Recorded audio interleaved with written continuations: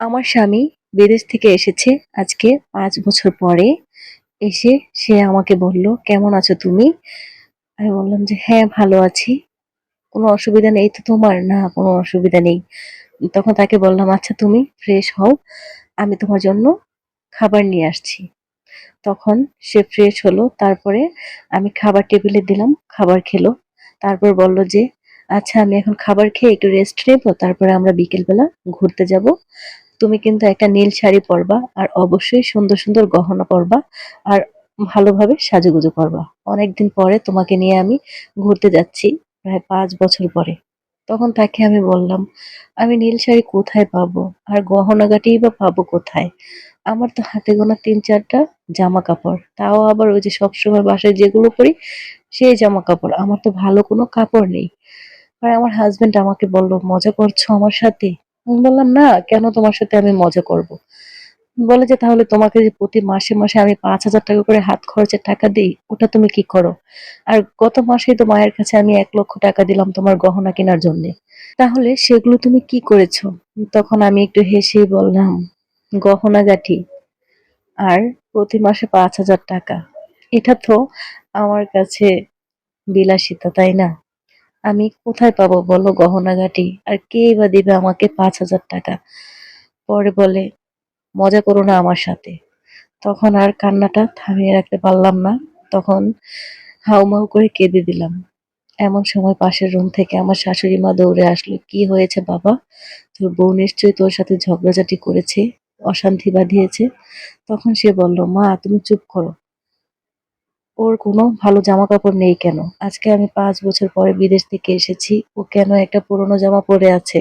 আর ওকে বললাম যে, "আমরা বিকেলে একটু বাহিরে যাবো শাড়ি পরতে আর গহনাগাটি পরতে।" ও বলল যে, "ওর কিছুই নেই। তাহলে তোমাকে যে আমি গত মাসে টাকা দিলাম, আর কয়েক মাস পর পরই তো আমি টাকা দেই ওর জন্যে গহনা কেনার জন্য। আর প্রতি মাসেই তো ওর হাত খরচের টাকা আমি দেই। তাহলে ও কিছু কেনাকাটা করতে পারে না কেন?" তখন আমার শাশুড়ি মা চুপ হয়ে গেলেন। কারণ তার কাছে কোনো উত্তরই ছিল না। তখন আমি আমার স্বামীকে বললাম, "মা কি বলবে? তুমি আমার কাছ থেকে শোনো। তুমি গত মাসে যেই ৳১,০০,০০০ আমাকে দিয়েছিলে না? সেটা দিয়ে সে তার মেয়ের বাড়িতে পাঠিয়েছে। তার মেয়ের নাকি সংসারে অনেক ঝামেলা চলছে, টাকার দরকার। তো সেখানে দিয়ে দিয়েছে। আর ৳৫,০০০ করে তুমি আমাকে হাত খরচের টাকা দাও। তারা তো আমাকে কোনো টাকাই দেয় না। আর ওই যে ঈদ আসলে ২-৩ টা যে প্রিন্টেড থ্রি পিস থাকে না? ৳৩০০-৳৪০০ করে বাড়িতে মহিলারা নিয়ে আসে, সেগুলোই আমাকে কিনে দেয়।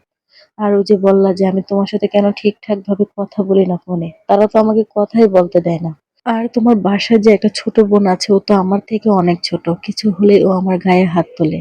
আর আমার পায়ে ব্যথা কিসের জন্য সেটা তুমি বললা না? এই যে কয়েকদিন আগেই তো, ২ দিন আগে তরকারি রান্না ভালো হয়নি, সেই কারণে তরকারির কড়াইটা মা আমার পায়ের উপরে ফেলে দিয়েছে। আর কিছু শুনতে চাও তুমি? পরে আমার শাশুড়ি মাকে আমার হাসব্যান্ড জিজ্ঞাসা করলো, "মা এগুলো কি সব সত্য?" তখন আর তিনি কিছু বলল না। শুধু বলল যে, "বাবা যা হয়েছে, হয়েছে। আমি এখন থেকে বৌমাকে ভালোভাবে রাখবো, আমার মেয়ের মতো দেখবো। তুই আমাকে ক্ষমা করে দে।" তখন আমার স্বামী বলল যে, "আমি ক্ষমা করার কেউ না। তুমি অন্যায় আমার কাছে করোনি। করেছ আমার স্ত্রীর কাছে। ক্ষমা চাইলে তুমি তার কাছেই যাও।" তখন আমার শাশুড়ি মা রাগ দেখিয়ে চলে গেলেন। আর আমার স্বামী আমাকে বলল, "আর তোমাকে কখনো কষ্ট দিব না।" তখন আমি আমার স্বামীকে বললাম, "আমার কোনো কিছুর প্রয়োজন নেই। তোমার কাছে একটা জিনিস চাইবো। সেটা দিবা? শুধু সেটা হলেই চলবে।" তখন সে আমাকে বলল, "হ্যাঁ, অবশ্যই দিব।"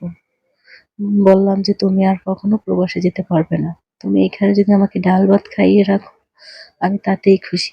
আমার হাসব্যান্ড বলল, "হ্যাঁ, আমি আর কখনো বিদেশে যাব না।"